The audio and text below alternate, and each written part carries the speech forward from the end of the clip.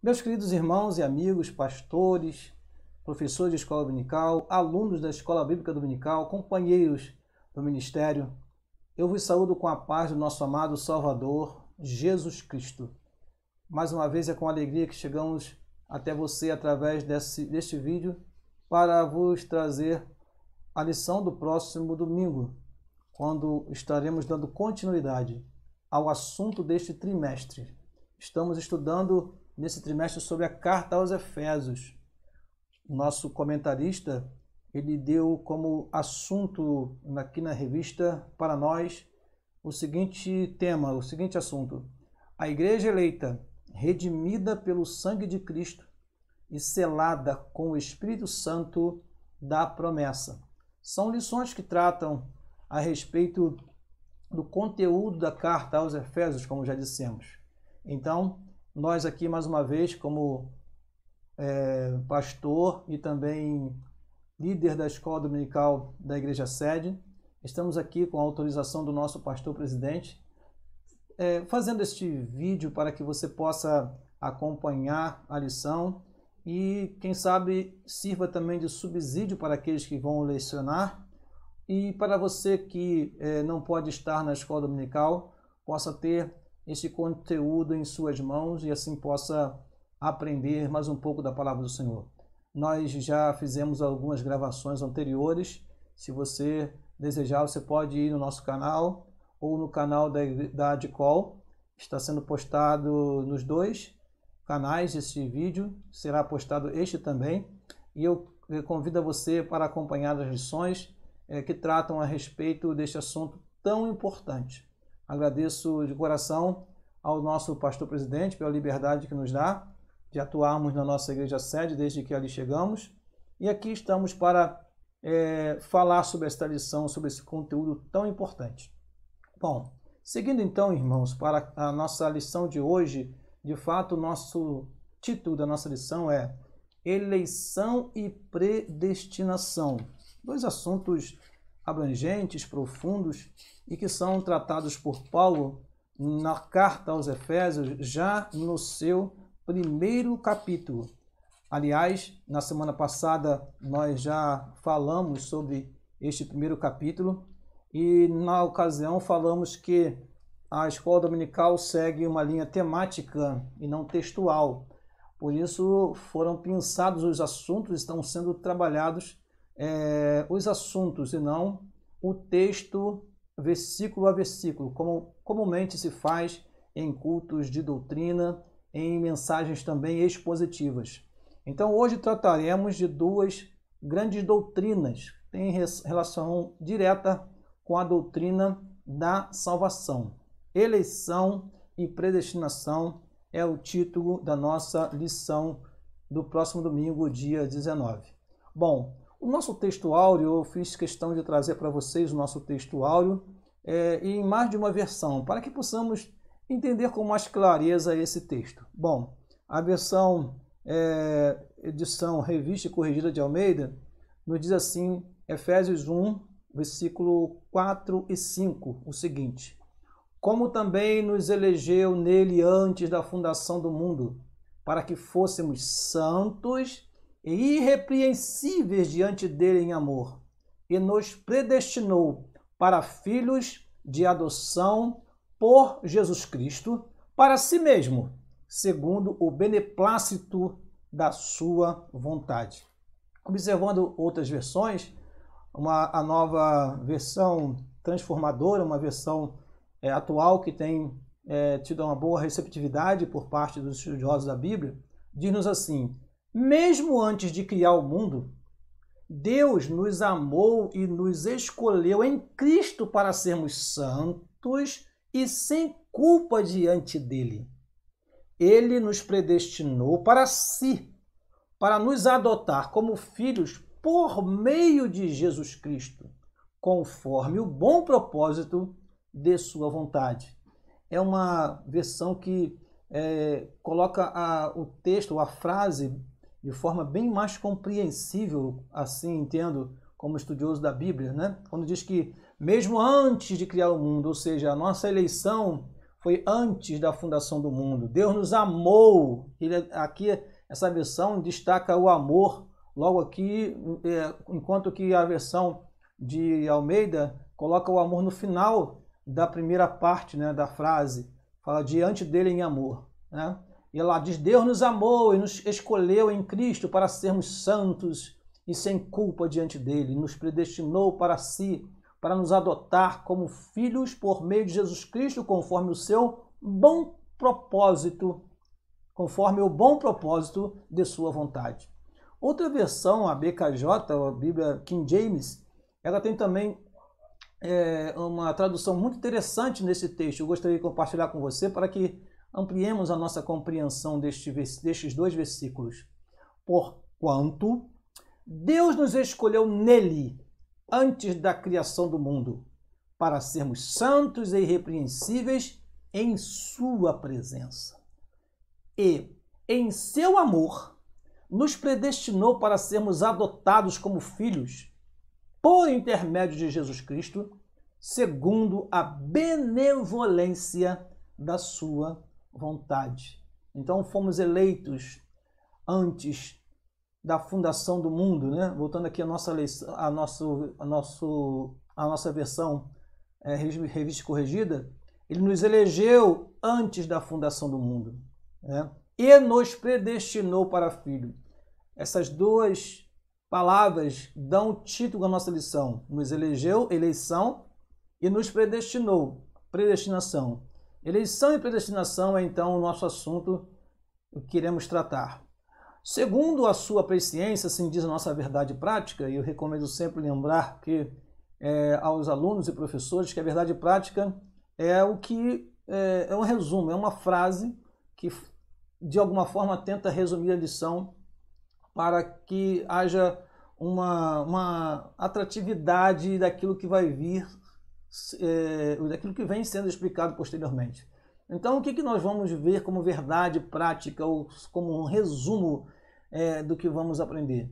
Segundo a sua presciência, presciência significa ciência antes, segundo a sua presciência, o seu conhecimento antecipado, Deus elegeu e predestinou para a salvação os que creriam e perseverariam na fé em Cristo Jesus. Então, esta verdade prática destaca um dos atributos de Deus, ligado à sua onisciência. Deus, ele é onisciente, ele sabe todas as coisas. Normalmente nós aprendemos, Deus é onisciente, onipotente, onipresente. Então, ele é onipotente, ele pode todas as coisas. Onipresente, ele está em todo lugar. Agora, onisciente ele conhece todas as coisas. E mais, ele conhece as coisas antes delas acontecerem. Deus conhece o presente, o passado e o futuro ao mesmo tempo. Então, ele conhece perfeitamente o passado, aquilo que já aconteceu, por ele ser eterno, por ele ser sempre eterno, ou seja, por ele não ter limites. A compreensão de Deus é algo que foge à razão humana, de fato. E ele conhece tudo a posteriori, tudo que vai acontecer. Ora, se ele sabe todas as coisas e conhece todas as coisas e controla todas as coisas, obviamente, ele conhece, ele sabe de antemão aqueles que hão de herdar a vida eterna. Agora, o que se discute e é importante nós analisarmos nesta lição é até que ponto o fato de Deus saber o que vai acontecer o faz interferir nas coisas que acontecem. O que faz interferir no pensamento humano, o faz interferir na vontade humana. É neste campo minado que surgem algumas correntes teológicas e que acabam trazendo confusão à mente de alguns ouvintes, de algumas pessoas que querem obter a salvação em Cristo Jesus. E aí tem toda uma discussão teológica que foge, às vezes, da compreensão simples e profunda da palavra de Deus, né? Então, não vamos, nesta lição, tratar de conflitos ideológicos, não vamos tratar de conflitos teológicos, não vamos tratar de conflitos de linhas de pensamento, porque essa não é a nossa função aqui.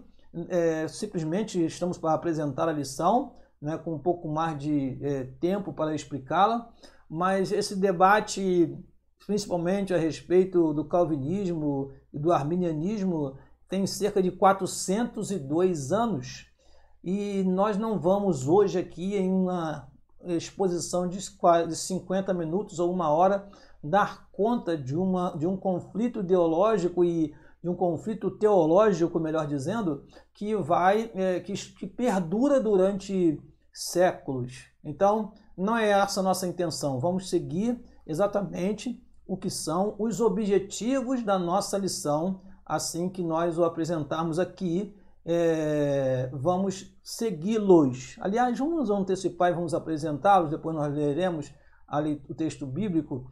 Diz assim, objetivo geral, informar que Deus soube de antemão, por meio da sua presciência, quais pessoas creriam e que em Cristo seriam predestinadas a receber bênçãos espirituais.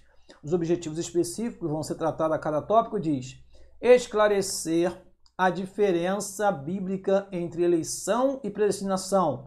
Este é o primeiro objetivo. Segundo, explicar como ocorreu a eleição divina desde antes a fundação do mundo.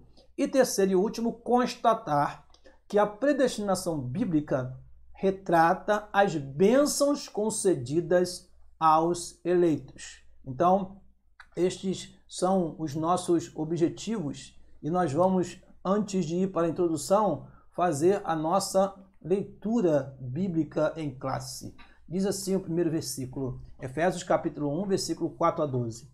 Como também nos elegeu nele antes da fundação do mundo, para sermos santos e irrepreensíveis diante dele em amor, e nos predestinou para filhos de adoção por Jesus Cristo para si mesmo, segundo o beneplácito da sua vontade, para louvor e glória da sua graça, pela qual nos fez agradáveis a si no amado, em quem temos a redenção pelo seu sangue, a saber, a remissão das ofensas, segundo as riquezas da sua graça, e que ele tornou abundante para conosco em toda sabedoria e prudência, descobrindo-nos o mistério da sua vontade, segundo o seu beneplácito que propusera em si mesmo, de tornar a congregar em Cristo todas as coisas na dispensação da plenitude dos tempos, tanto as que estão nos céus como as que estão na terra.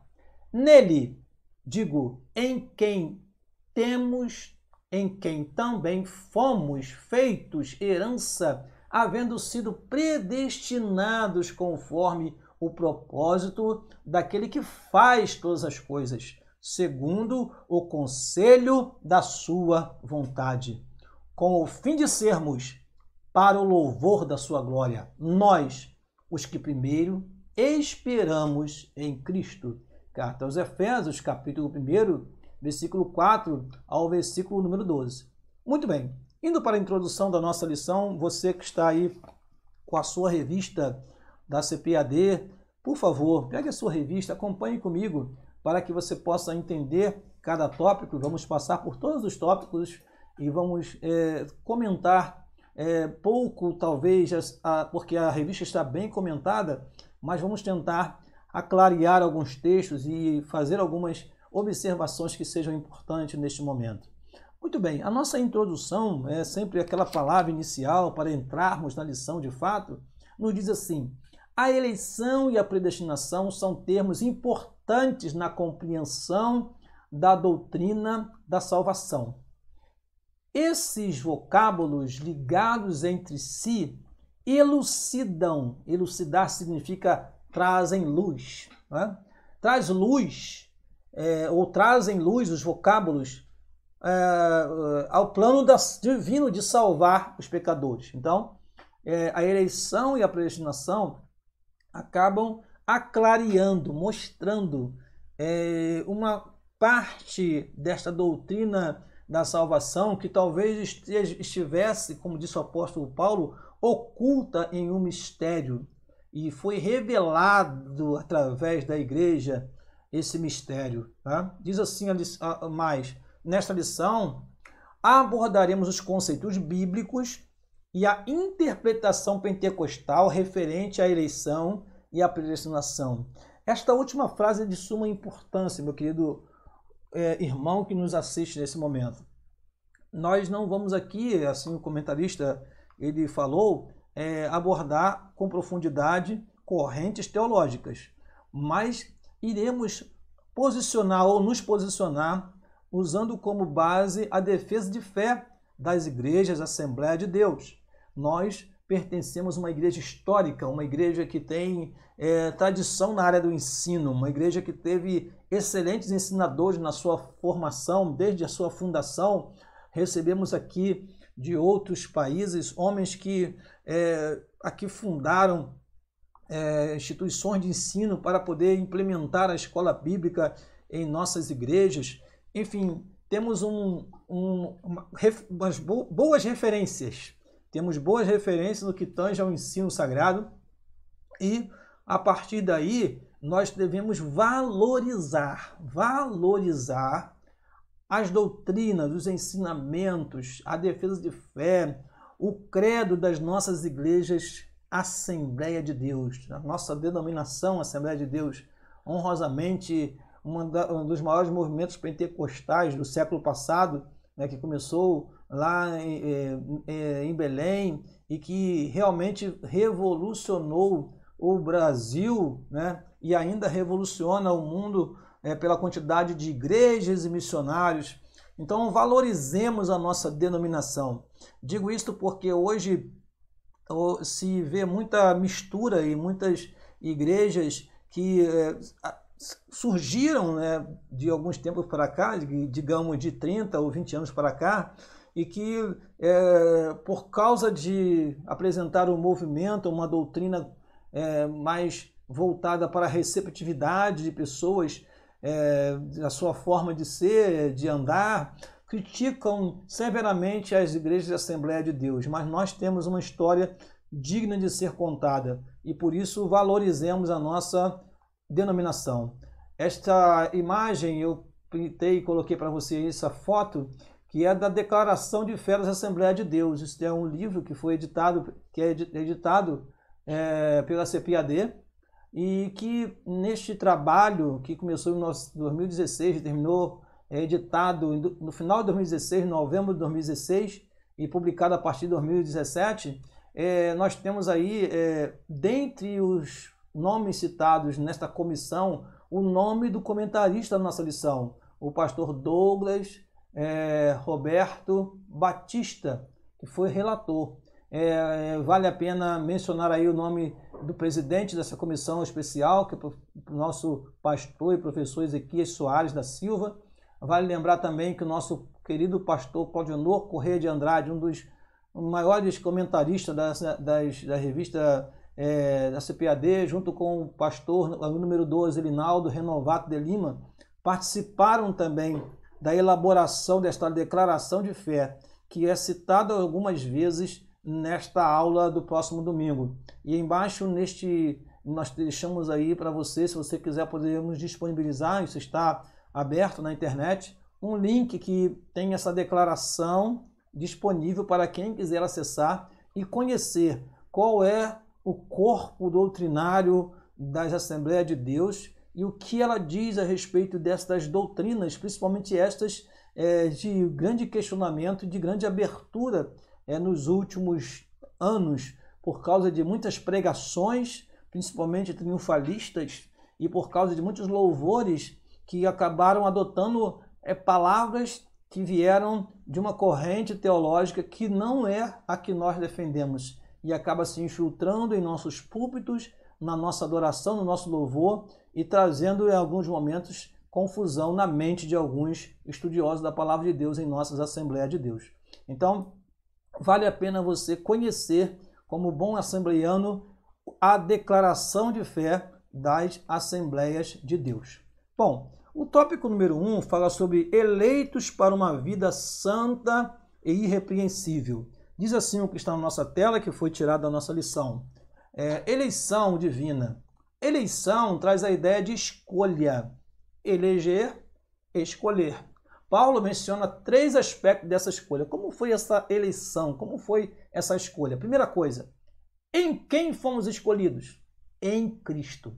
Desde o último resumo, né, os 2 últimos resumos, nós estamos apresentando a importância desta expressão em Cristo na carta aos Efésios. Em Jesus, pois por isso ela é cristocêntrica. Então, esta eleição é em Jesus. Quem está em Cristo, quem está nele, é eleito. Quem está nele é eleito segundo a presciência de Deus, porque Deus, no seu plano, ele já preparou o Senhor Jesus Cristo para ser morto e ser também cabeça da igreja, né? Jesus Cristo diz lá em Apocalipse que ele foi morto antes da fundação do mundo, ou seja, o plano de Deus já estava lá, bem arquitetado. Deus não fez nada por emergência, Deus não fez nada para encobrir falhas. Não, pelo contrário. A eleição, ela é desde antes da fundação do mundo, diz lá o versículo 4, como também nos elegeu nele. A eleição é nele. Segunda coisa, em que tempo se deu essa escolha? O tempo é dito como antes da fundação do mundo. Então a igreja de Éfeso e as demais igrejas que receberiam esta carta deviam estar confortados, porque eles faziam parte de um grupo de pessoas que foi eleito antes da fundação do mundo. Isso estava no plano de Deus. E o terceiro tópico ou subtópico, e qual a finalidade? Isto que é importantíssimo nós analisarmos aqui. Quando nós olhamos esse texto, fala assim, ele nos elegeu antes da fundação do mundo. Às vezes nós colocamos o foco muito grande na palavra eleição e na palavra predestinação e esquecemos da carta por completo do apóstolo Paulo, né? A carta do apóstolo Paulo não foi uma carta apenas para discutir sobre predestinação, sobre eleição, mas foi uma carta para mostrar a importância da igreja, a posição da igreja diante da sociedade. Tanto que logo nós vamos ver o cuidado de Paulo. Olha, vocês foram eleitos segundo a vontade de Deus e predestinados para que vocês sejam diferentes.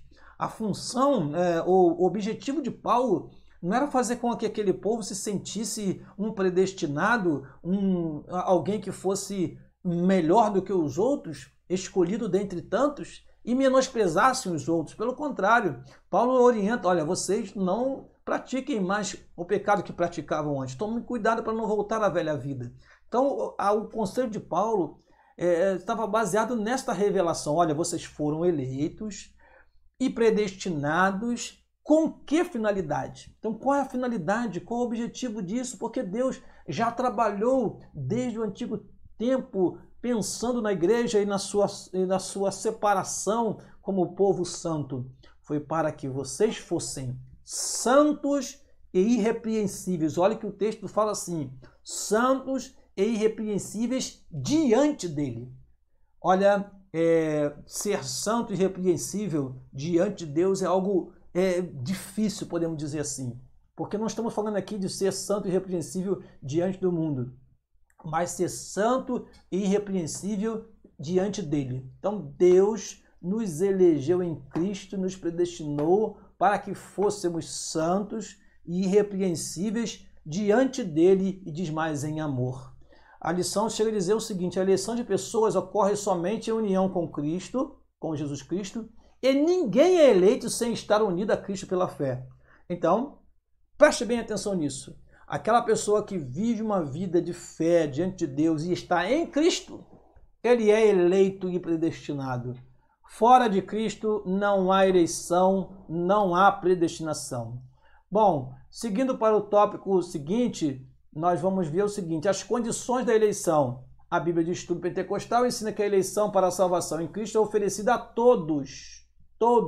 Todos são convidados à salvação.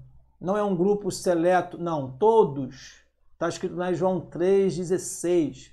Porque Deus amou o mundo de tal maneira que deu o seu Filho unigênito para que todo aquele que nele crê não pereça, mas tenha a vida eterna. 1 Timóteo capítulo 2, versículo 4 a 6 diz que quer que todos os homens se salvem e chegue ao pleno conhecimento da verdade. Então, todos, a salvação foi e deve ser oferecida a todos. Jesus Cristo disse, ide por todo mundo, pregar o evangelho a toda criatura. Primeira coisa, todos podem receber a salvação. E diz mais a revista, e tornar-se uma realidade para cada pessoa de acordo com seu prévio arrependimento e fé. Ninguém será salvo, entretanto, se não se arrepender dos seus pecados e se não demonstrar fé diante de Deus. Por isso a salvação é para todos, mas há uma responsabilidade do homem. Primeiro, nós podemos dizer que o homem precisa se arrepender dos seus pecados. Ele precisa se converter dos seus maus caminhos e, a partir daí, viver uma vida santa e irrepreensível diante do Senhor, que é o objetivo da eleição e da predestinação. Esse meio não é meritório e ninguém pode cumprir sem a graça de Deus. Obviamente, a graça de Deus se manifestou trazendo salvação aos homens. Quem é o homem para viver sem a graça de Deus? Né? Quem somos nós?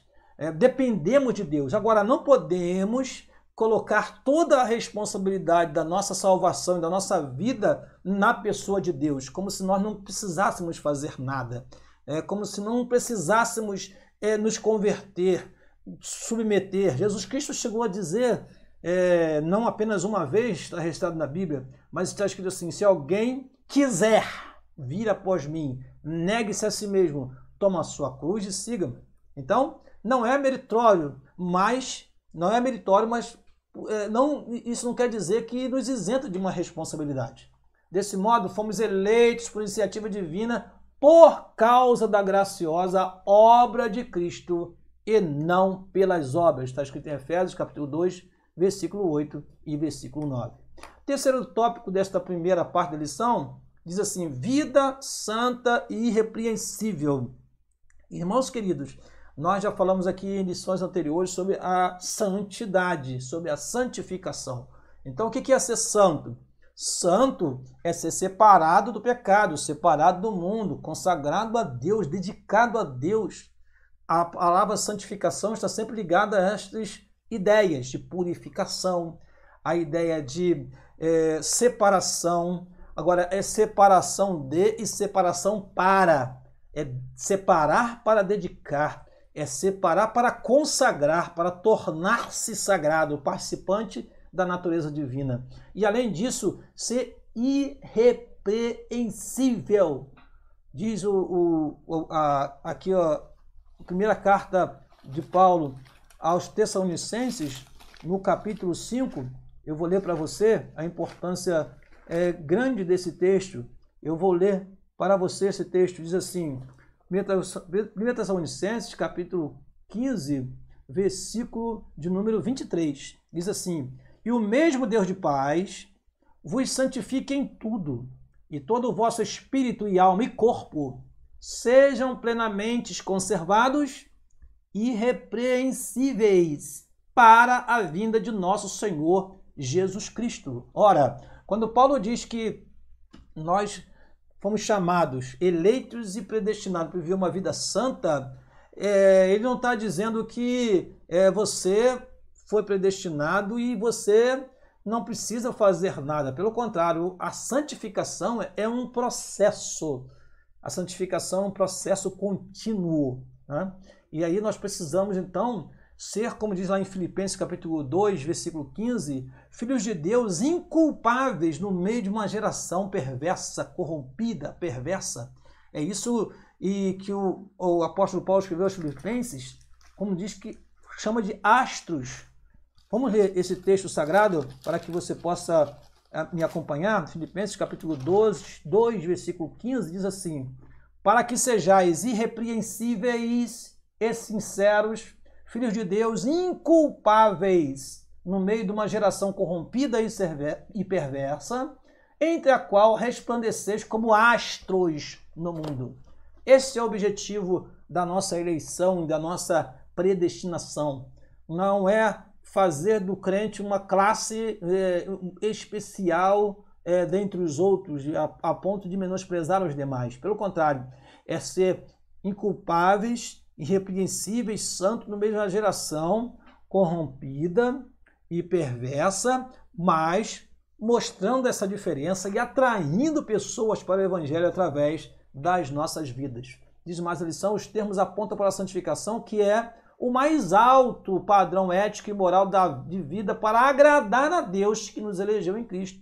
E olha que é para ser santos, repito, e irrepreensíveis diante dele. Diante dele. Continuando aqui a nossa lição, eleitos para uma vida santa e irrepreensível, ainda temos mais o tópico número 4, que fala assim, vou ler para você.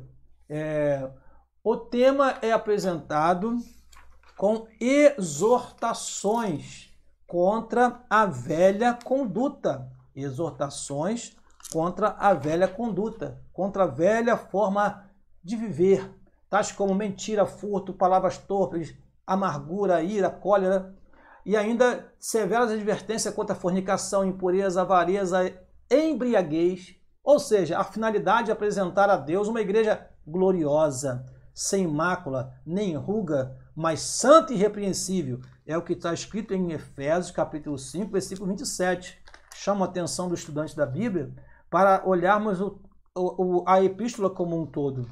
Isso que o comentarista faz aqui muito bem quando ele coloca esse versículo de Efésios, capítulo 5, versículo 27, quando ele diz, está escrito assim, para apresentar a si mesmo igreja sem mácula, nem ruga, nem coisa semelhante, mas santa e irrepreensível. Então, é isso que, esse é o objetivo, né?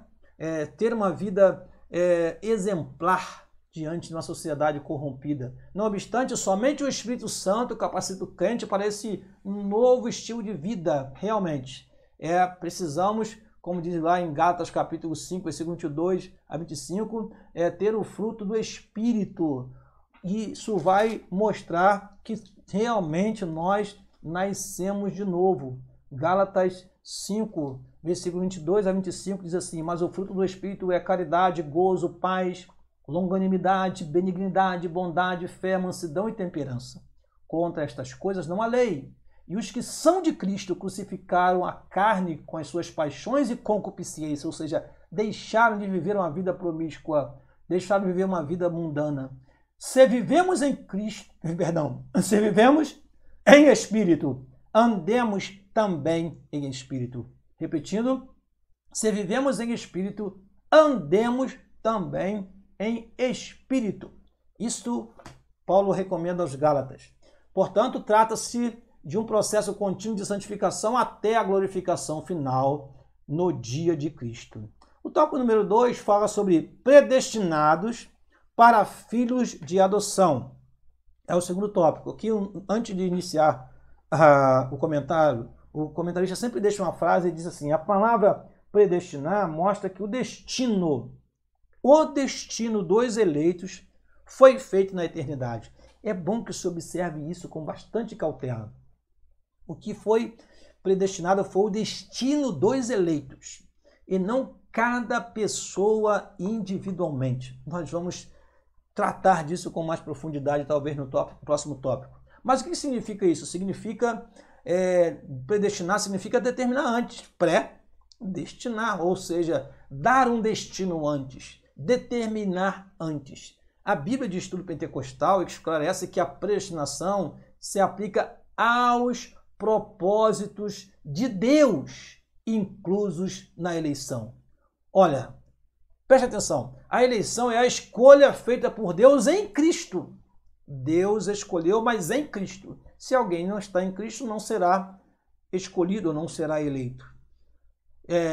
Deus escolheu em Cristo um povo para si. E que a predestinação abrange o que acontecerá ao povo escolhido por Deus. Eu quero dar aqui uma ilustração bem interessante no que tange a predestinação. Muito se fala a respeito da predestinação pessoal ou em grupo ou geral, né? De um grupo, de um povo. É interessante dizer que a igreja ela foi predestinada, mas preste atenção, isso não quer dizer que cada um de nós nasceu com um carimbo de salvo ou de condenado. Claro que Deus sabe quem será salvo e quem será condenado. Mas Deus não interfere nas escolhas do homem. Isso nós vamos ver aqui no final dessa lição. Então veja bem, como que o plano de Deus não falha. quando Deus tirou o povo de Israel, melhor, quando o povo de Israel ainda estava no Egito, Deus não tirou o povo de Israel para morrer no deserto. A promessa de Deus era que o seu povo sairia dali para entrar em Canaã. E olha, preste atenção, a promessa de Deus se cumpriu. Deus fez com que seu povo que saísse do Egito, olha o que eu disse, Deus fez com que o seu povo que saiu do Egito entrasse em Canaã, o seu povo. Agora, nessa trajetória do Egito até Canaã, o povo de Deus, ele foi, vamos dizer assim, substituído ou foi trabalhado de tal forma que aqueles que saíram do deserto, aqueles que saíram do Egito e não creram e foram incrédulos, negligentes, eles ficaram no deserto, eles não entraram em Canaã. Somente 2 ali, Josué e Caleb, que mostraram fé, confiança em Deus, eles entraram na terra prometida. Eu pergunto a você, a promessa de Deus se cumpriu? Sim. Agora, o povo que saiu do Egito, todo o povo entrou em Canaã? Não. Assim é a predestinação da igreja. Deus escolheu a igreja, elegeu a igreja, porém, cabe a nós, com nossas atitudes, com nosso comportamento, fazer parte da igreja, para que possamos herdar as promessas da igreja, para que possamos ser eleitos e predestinados, ou seja, para que recebamos, olha o que está escrito aí no texto, né? A predestinação abrange o que acontecerá ao povo escolhido. Ora, a igreja será arrebatada. Se você faz parte da igreja, você será arrebatado. Você não é um arrebatado. A igreja será arrebatada. Se você estiver servindo a Deus, você será arrebatado. Então, tomemos como exemplo o povo de Israel. Diz lá em Hebreus que o povo endureceu o seu coração e ficou no deserto. Então, se você quer herdar todas as bênçãos da igreja, faça parte de uma igreja, leve a sério a sua vida no Evangelho. E todas as bênçãos preparadas para a igreja você desfrutará. Esta é uma boa analogia para entender como que acontece a predestinação. Deus elegeu um povo e nós precisamos fazer parte deste povo e ainda agregar outros a este povo através da pregação do Evangelho, tirar pessoas que estão condenadas para resgatá-las das garras de Satanás e levá-las para estejam caminhando conosco para a glória. Eu me lembrei aqui de um texto que está lá na carta de Judas, nos últimos versículos da carta de Judas, diz assim: mas vós, amados, edificai-vos a vós mesmos sobre a vossa santíssima fé, orando no Espírito. Conservai a vós mesmo na caridade de Deus, esperando a misericórdia do nosso Senhor Jesus Cristo para a vida eterna. Apiedai-vos de alguns que estão duvidosos e salvai alguns, arrebatando-os do fogo, tendo deles misericórdia com temor, aborrecendo até a roupa manchada da carne. Então, nós devemos nos conservar a nós mesmos e também buscar salvar aqueles que estão condenados ao inferno, condenados à perdição. Prosseguindo então aqui, por conseguinte, nossa declaração de fé, e aí o nosso comentarista cita a declaração de fé, ensina que a predestinação dos salvos é precedida pelo conhecimento prévio de Deus daqueles que, diante do chamamento do Evangelho, recebem a Cristo como seu Salvador pessoal e perseveram até o fim. Ou seja, Deus conhece e Deus, sabendo, tendo planejado isto, Ele prepara bênçãos, Ele prepara vitórias, Ele preparou o céu para nós, porque o seu plano não depende do homem. Ele instituiu o seu plano. Agora, cabe a nós entrarmos no plano de Deus ou sairmos dele. Isso aí é responsabilidade nossa. Diz mais o texto aqui: logo, foi vontade de Deus reconciliar os pecadores e torná-los seus filhos. Que tipo de filhos? Filhos por adoção. Paulo é o único escritor do Novo Testamento que emprega o termo adoção. Essa prática não fazia parte do sistema legal judaico, mas era comum entre os romanos e perfeitamente conhecida entre os gregos. Por isso que Paulo utilizava muitas coisas aproximadas ao ambiente que ele estava vivendo. Então, aquele povo de Éfeso era um povo predominantemente gentio. Então, ele usa esse termo, nós fomos chamados para o filho de adoção. Assim, o apóstolo enfatiza que foi agradável a Deus inserir no plano de salvação a adoção dos eleitos como filhos, segundo o beneplácito da sua vontade. E ora, se nós somos filhos, nós somos herdeiros de Deus e co-herdeiros com Cristo. Então nós fomos adotados. Diz mais a nossa lição. Ele ainda assinala que o amor foi o que moveu o Pai a nos adotar. Isso é muito maravilhoso, meus irmãos, porque tudo que recebemos é por graça, por misericórdia, mas é essencialmente por amor. O texto bíblico básico da Bíblia, João 3,16, começa logo assim: porque Deus amou o mundo de tal maneira. É fruto do seu amor, a dádiva de Jesus Cristo para morrer pelos nossos pecados. Se no outro tempo éramos estranhos e inimigos de Deus, agora estamos reconciliados com Ele em Cristo e somos seus filhos. Essa posição nos é imerecida, contudo, aprove a Deus fazer assim. Então, foi do agrado de Deus fazer assim. Somos filhos por adoção, não merecemos, não buscávamos isso. Olha que o apóstolo Paulo, na carta aos Efésios, no capítulo 2, ele chega a ser bem contundente em relação àqueles nossos irmãos em Éfeso, quando ele fala da condição deles anterior e destaca com bastante clareza esta distinção de posicionamento que eles estão agora.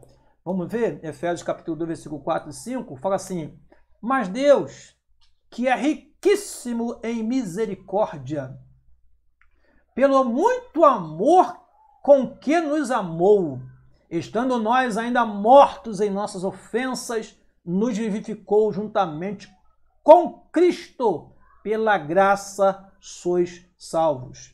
E se lermos os versículos anteriores, versículo 2, por exemplo, 2:2 de Efésios, em que em outro tempo andastes segundo o curso deste mundo, segundo o príncipe das trevas do ar, príncipe das potestades do ar, do espírito que agora opera nos filhos da desobediência, entre os quais todos nós também antes andávamos nos desejos da nossa carne, fazendo a vontade da carne e dos pensamentos, e éramos, por natureza, filhos da ira, como os outros também.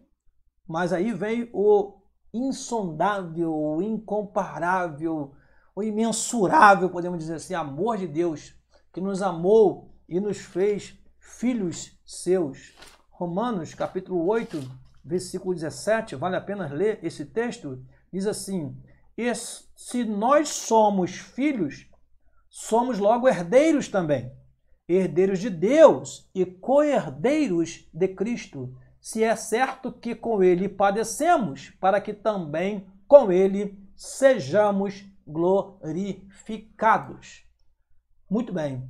Prosseguindo então na nossa lição, o tópico número 3, o subtópico número 3 do segundo tópico, diz assim: os privilégios da adoção. Deus criou o ser humano para estar em comunhão com Ele. A primeira coisa que Deus sempre buscou resgatar foi a comunhão perdida. Mas o pecado rompeu essa dádiva, Deus criou o homem para estar em comunhão. O pecado, então, entrou no meio, diz a Bíblia, em Isaías capítulo 59, versículo 2, que os vossos pecados, as vossas iniquidades fazem divisão entre vós e o vosso Deus. Entretanto, em Cristo, o Pai reconciliou-se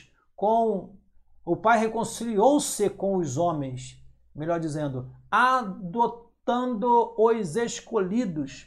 É importantíssimo este versículo que eu desejo ler para vocês agora, lá em 2 Coríntios, no capítulo 5, após o versículo 17, que nós conhecemos muito, diz assim, 2 Coríntios, capítulo 5, versículo 18. E tudo isto provém de Deus, que nos reconciliou consigo mesmo por meio de Jesus Cristo. Vou ler novamente. E tudo isto provém de Deus, que nos reconciliou consigo mesmo por Jesus Cristo e nos deu o ministério da reconciliação. Preste atenção nesse versículo. Isto é, Deus estava em Cristo reconciliando consigo o mundo, não lhes imputando os seus pecados, e pôs em nós a palavra da reconciliação.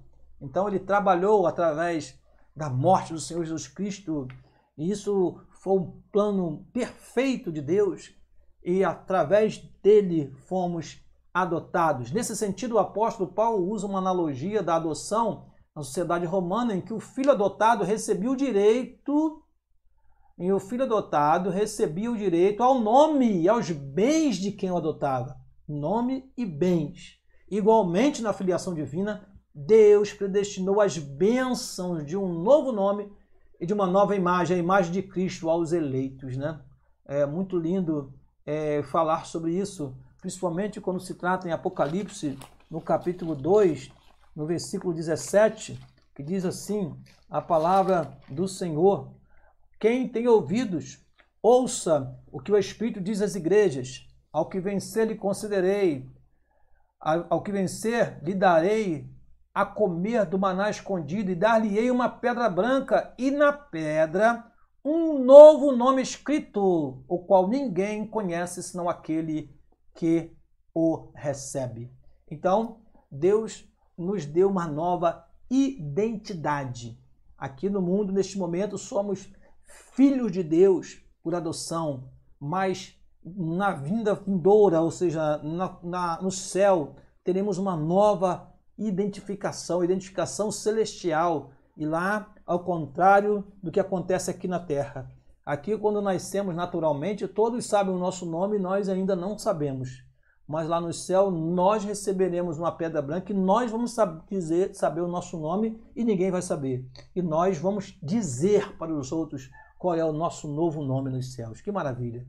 Muito bem, os privilégios da adoção, continuando. Então Deus concedeu a redenção e a remissão dos pecados. Concede a redenção e a remissão dos pecados. E restabelece a comunhão com o pecador, dando-lhe o direito de clamar, Abba, Pai. Isto é, direito de ter intimidade com o Pai. Isso significa que passamos a ser herdeiros de Deus e co-herdeiros de Cristo, das promessas de Abraão e da vida eterna. Tendo sido aceitos por Deus, fomos transformados em filhos para seu louvor e glória. E o último tópico, o terceiro da nossa lição, vai falar da sublimidade do propósito divino na predestinação. O comentarista dividiu esta última parte em apenas dois tópicos. O primeiro, predestinação e salvação, e o segundo, predestinação e amor. Na parte que fala da predestinação e salvação, diz assim o nosso comentarista em um fragmento da sua palavra aqui. Diz assim, o soberano Deus nos predestinou incondicionalmente. O soberano Deus não, presta atenção nesse não predestinou incondicionalmente pessoa alguma à condenação eterna, mas deseja que todos se arrependam e se convertam de seus maus caminhos.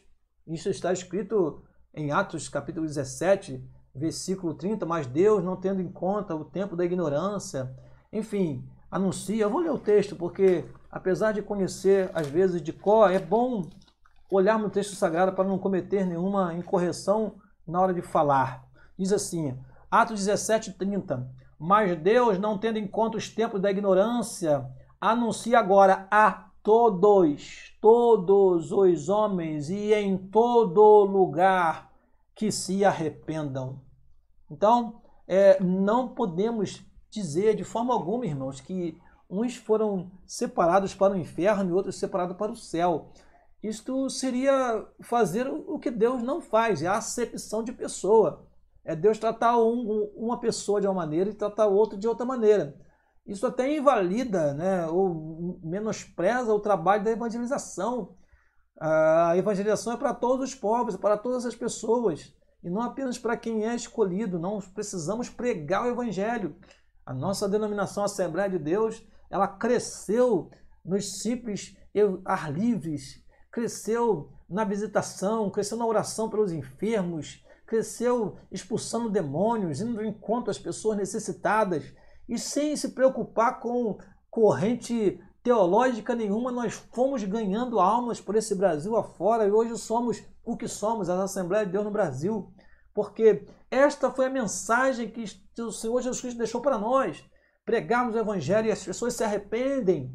Isso mostra que a igreja, ela cumpre a sua missão. Diz mais o texto da lição, assim, nas 6 vezes que a palavra aparece, a palavra predestinação aparece no Novo Testamento, sempre está associada aos salvos, sempre está associada aos santos, e nenhuma referência é feita aos pecadores.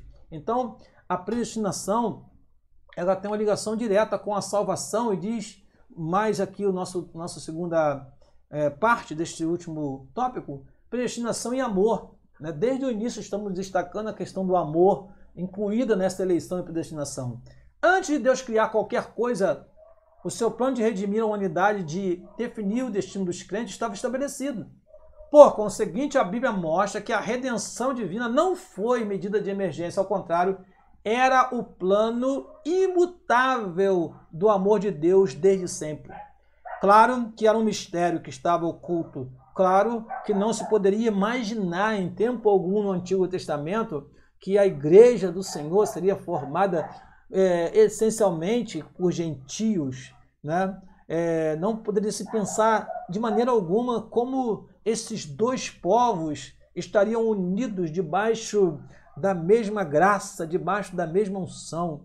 Mas aí veio o Evangelho e transformando as relações entre as pessoas e mudando completamente a forma das pessoas agirem, integrando pessoas, fazendo com que dois povos que pareciam inimigos ferozes se tornassem um só corpo em Cristo. A predestinação, então, ela tem uma ligação diretamente com o amor divino. Deus nos amou e nós o amamos, disse o apóstolo João, porque ele nos amou primeiro. Então, amados irmãos, não podemos ignorar isso, apesar de que há muitos pensamentos, né, que enaltecem muito a graça divina, né, chegam a dizer que a graça de Deus ela é irresistível, mas o que o texto sagrado mais destaca neste momento aqui não é tanto o grande poder da graça divina, mas sim o grande poder do amor de Deus. E o plano de Deus perfeito para, desde antes da fundação do mundo, eleger e predestinar o seu povo para ser santo e irrepreensível e para fazer a diferença neste mundo, não considerando a eleição como algo pessoal que condena um ao inferno e abre a porta do céu para outro, mas como uma predestinação, um preparo para que a igreja possa desfrutar de bênçãos já anteriormente preparada para ela. Prosseguindo aqui, predestinação e amor diz mais. Aqui consiste a sublimidade dos propósitos eternos em prover a salvação, o que é o amor de Deus. Foi por amor que ele nos elegeu e nos predestinou em Cristo. Isto implica dizer que a salvação, como favor imerecido, provém do amor de Deus. Nós já lemos esse texto aqui, Efésios capítulo 2, versículo 4. Não obstante, os que se chegam a Cristo não são coagidos, mas atraídos a Ele. Ou seja, o apóstolo Paulo chegou a dizer que o amor de Cristo nos constrange, mas isso não quer dizer que nós somos obrigados, né, por causa de uma determinação divina, sem a nossa própria intenção ou sem o nosso próprio desejo. É importante dizer isso, porque desde o Antigo Testamento, nós vemos lá em Deuteronômio capítulo 30, está lá o direito da escolha. Eu vou ler para você aqui, porque não é apenas no Novo Testamento que nós vemos isso, mas lá no livro de Deuteronômio, no capítulo de número 30, está bem claro lá. Deus disse, a lei está patente diante de vocês, agora tenho algo a vos dizer. está escrito assim, Deuteronômio capítulo 30, a partir do versículo 15. Vês aqui, hoje te tenho proposto a vida e a morte, a vida e o bem, o amor e o mal. Perdão, vou ler novamente. Vedes aqui, hoje te tenho proposto a vida e o bem, e a morte e o mal. Porquanto te ordeno hoje que ames ao Senhor teu Deus, que andes nos seus caminhos e que guardes os seus mandamentos e os seus estatutos, os seus juízos, para que vivas e te multipliques. E o Senhor teu Deus te abençoe na terra a qual entras a possuir. Porém, se o teu coração se desviar e não quiserdes dar ouvidos, ou seja, você escolher não querer dar ouvido, e fores seduzido para te inclinares a outros deuses e os servires, então eu vos denuncio hoje que certamente perecereis. Não prolongareis os dias na terra a que vais passando o Jordão, para que, entrando nela, a possuas. Os céus e a terra tomo hoje por testemunha contra vós, que tenho proposto a vida e a morte, a bênção e a maldição. Escolhe, pois, a vida. Vou repetir. Escolhe, pois, a vida, para que vivas, tu e a tua semente. Então Deus colocou diante deles, olha, aqui está, né? Escolhe, pois, a vida para que vivas. Josué, lá no final do seu livro, também, quando viu que o povo não queria temer ao Senhor, Josué disse para o povo, está lá em Josué capítulo 24, versículo 14 e 15. Agora, pois, temei ao Senhor e servi-o com sinceridade e com verdade, e deitai fora os deuses aos quais serviram vossos pais da além do rio e no Egito, e servi ao Senhor. Porém, se vos parece mal aos vossos olhos servir ao Senhor, escolhei hoje a quem servais. Se os deuses a quem serviram vossos pais, que estavam além do rio, ou os deuses dos amorreus, em cuja terra habitais. Porém, eu e a minha casa, Josué dizendo, eu escolho, eu tomo uma decisão. Eu e a minha casa serviremos ao Senhor.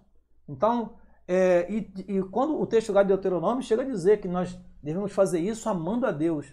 Então, o amor a Deus é uma resposta que nós temos à graça que Ele nos concedeu, ao ponto de servi-lo e entregar e dedicar a nossa vida a Ele. Portanto, meus queridos, eu gostaria de deixar alguma reflexão, alguma palavra a mais a respeito desse tema. Primeira coisa, eu queria lembrar que predestinação não é fatalismo. Fatalismo é uma crença herética que atribui as escolhas e ações do homem ao determinismo de Deus, ou melhor, o homem só fará o que Deus decidiu que ele fizesse, né?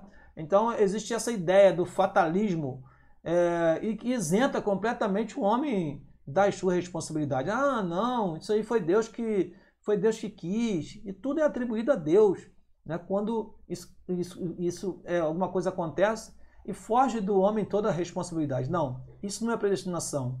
Predestinação refere-se somente às escolhas e atos de Deus. Eu prossigo aqui na próxima tela, destacando algumas frases, né? A eleição é Deus escolhendo em Cristo um povo para si. E a predestinação diz respeito ao que Deus planejou antecipadamente para esse povo. Então, gente, predestinação biblicamente é isso. O que está na carta aos Efésios é isso. Deus elegeu em Cristo um povo, ou seja, aqueles que aceitaram a Cristo, que creem em Cristo, sinal que fazem parte daquele povo que Deus elegeu na fundação, antes da fundação do mundo. E a predestinação é o que?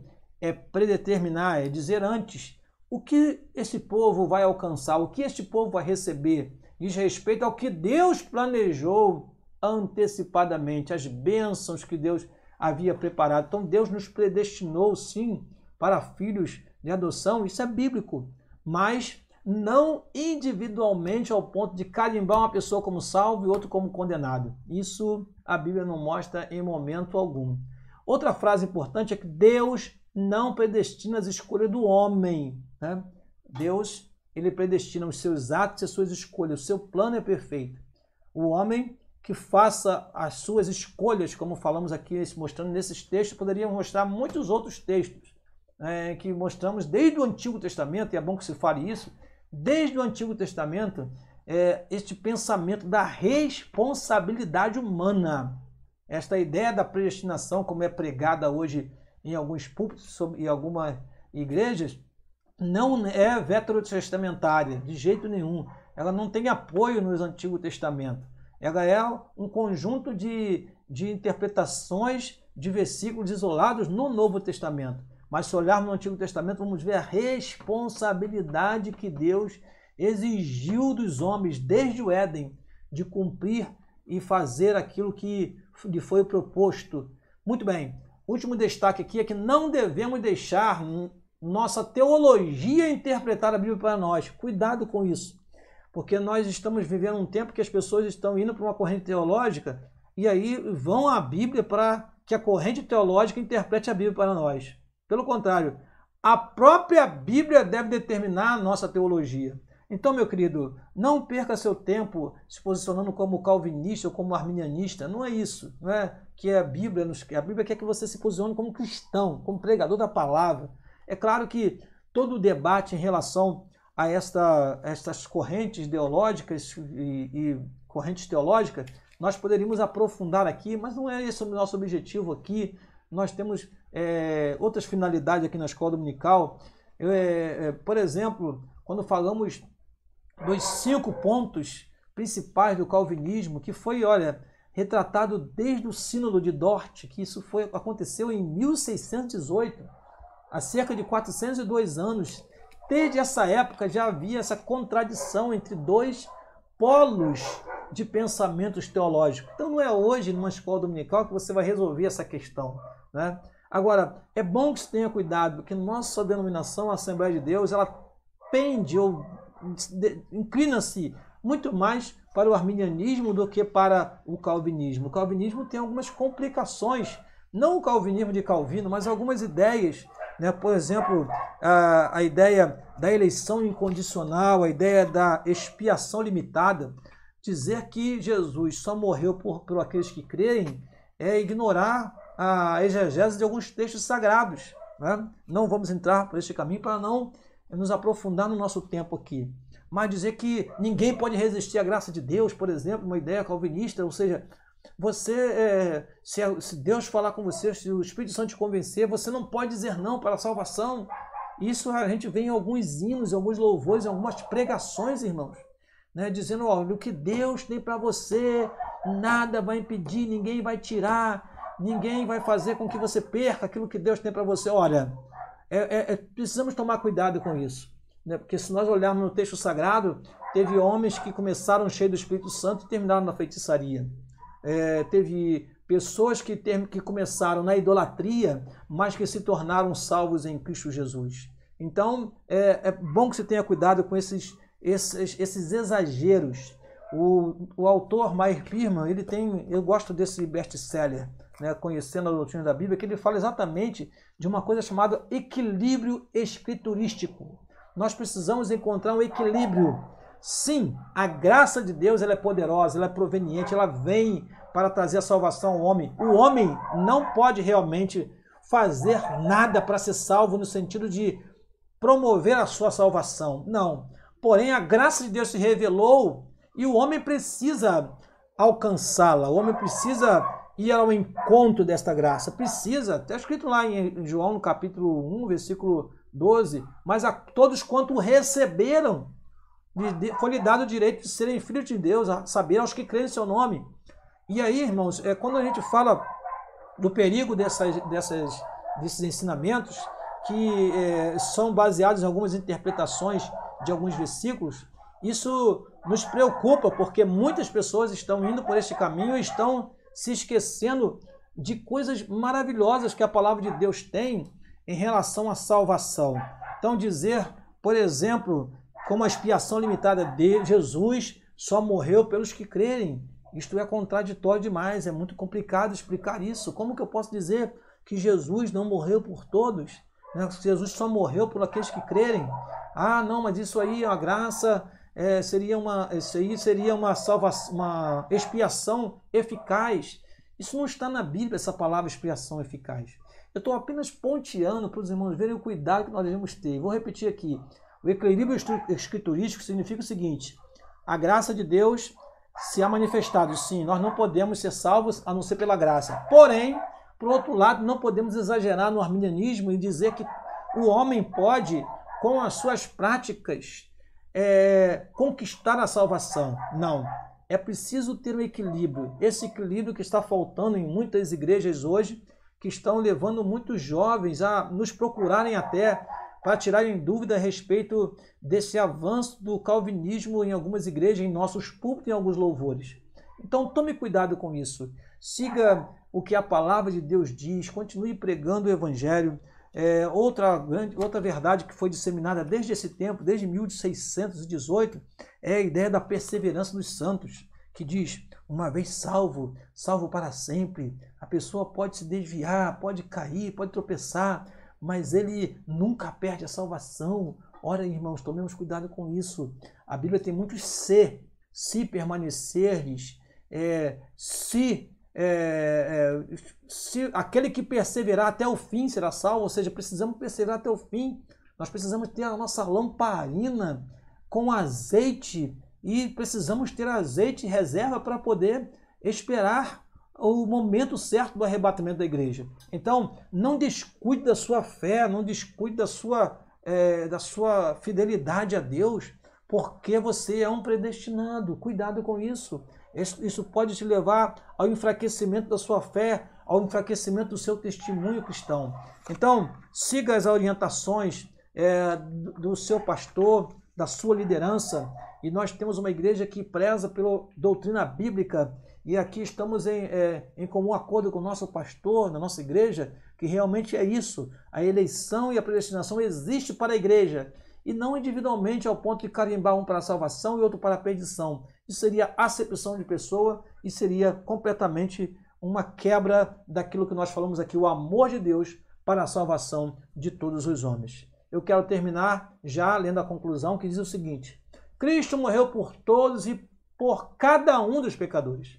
Desde a eternidade, segundo a sua presciência, em Cristo Deus elegeu e predestinou os que creriam e perseverariam na fé a viver em santidade, receber a filiação divina e a desfrutar de todas as bênçãos espirituais divinamente estipuladas. Assim, termino este resumo, esta aula, para que você possa ter um subsídio, para que você possa ter segurança na hora de transmitir a sua lição no próximo domingo e que estas palavras aqui ditas possam falar no profundo do seu coração. Eu quero orar para terminar esta breve lição e que o Espírito de Deus esteja com você agora para que essas palavras sejam firmadas e gravadas no seu coração. Pai, nós te louvamos e te agradecemos por essa transmissão, Senhor, que está sendo feita. Pedimos que o teu Espírito possa falar aos corações e que os ensinamentos deste domingo possam ser bem claros, a fim de que, Senhor, tenhamos confiança e segurança na nossa salvação. É claro, Deus, temos uma grande responsabilidade, Senhor, de sermos fiéis a Ti, santos e irrepreensíveis, filhos de Deus inculpáveis no meio de uma geração corrompida e perversa. Nos guarda, nos preserva, Senhor, para que tenhamos, Senhor, condições de, no dia do arrebatamento, como diz a Tua palavra, bem-aventurado aquele servo que, quando o Senhor vier, o achar servindo assim. Queremos estar na Tua presença, Senhor, para que sejamos arrebatados e estejamos na glória plenamente contigo. Assim oramos e assim te agradecemos. Em nome de Jesus. Amém. Que Deus te abençoe, meu querido irmão, e muito obrigado mais uma vez pela sua atenção e até o próximo resumo na paz do Senhor Jesus Cristo. Aqui se despede seu amigo, pastor Daniel Rosa Dutra. Um grande abraço